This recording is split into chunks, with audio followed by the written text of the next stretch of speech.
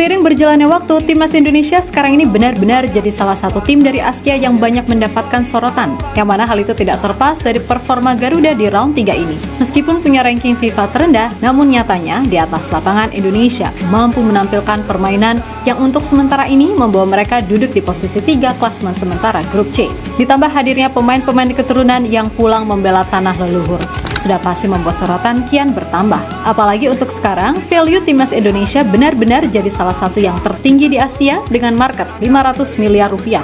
Sebuah angka yang tergolong besar bagi tim yang ranking FIFA-nya rendah. Yap, semua tahu, imbas dari performa Timnas membuat tim ini diharapkan bisa lolos ke Piala Dunia bahkan oleh FIFA. Pun begitu dengan para pemain-pemainnya. Nah, yang cukup menarik, soal pernyataan Kevin Dix yang menyebut kualitas Rizky Ridho sudah selayaknya untuk main di Eropa. Dan rupanya, pernyataan Kevin yang disampaikan oleh Pak Erik tersebut cukup menyita perhatian media-media di Denmark. Apalagi setelah melihat penampilan Ridho di sepanjang kualifikasi yang mana trennya selalu naik, sampai terbaru di laga versus Arab, ia main luar biasa. Membuat rasa penasaran itu makin nyata adanya.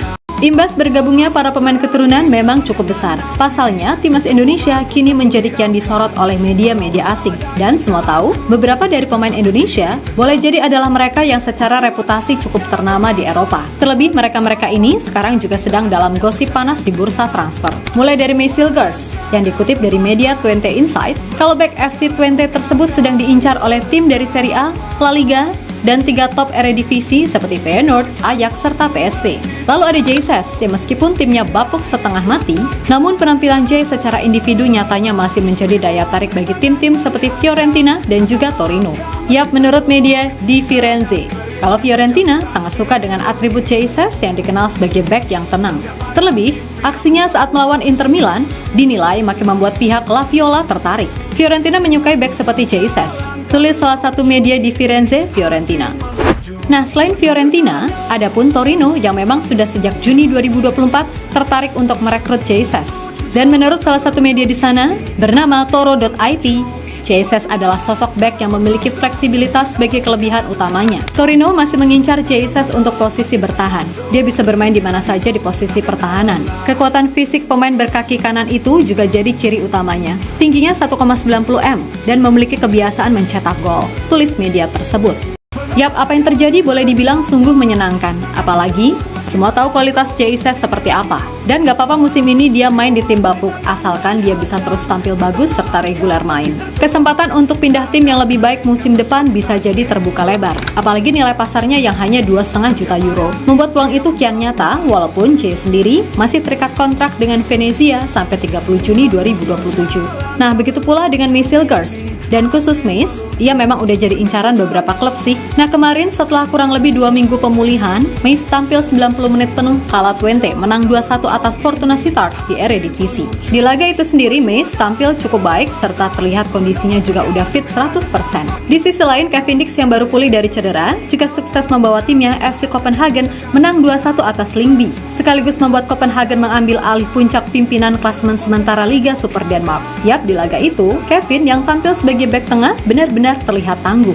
Dan perihal cedera yang ia dapat saat melawan Jepang juga diketahui udah sembuh. Hebatnya lagi, di laga tersebut Kevin mampu menyumbangkan 1 assist, yang mana itu diyakini membuat Borussia Mönchengladbach semakin tertarik untuk mendapatkan jasanya. Sebab untuk ukuran back, Kevin terbilang cukup produktif karena di musim ini ia sudah mengemas 7 gol dan 3 assist dari 25 pertandingan di semua kompetisi. Selain itu, kemampuan Kevin yang punya persentase 100% soal tendangan penalti dinilai juga jadi poin plus tersendiri.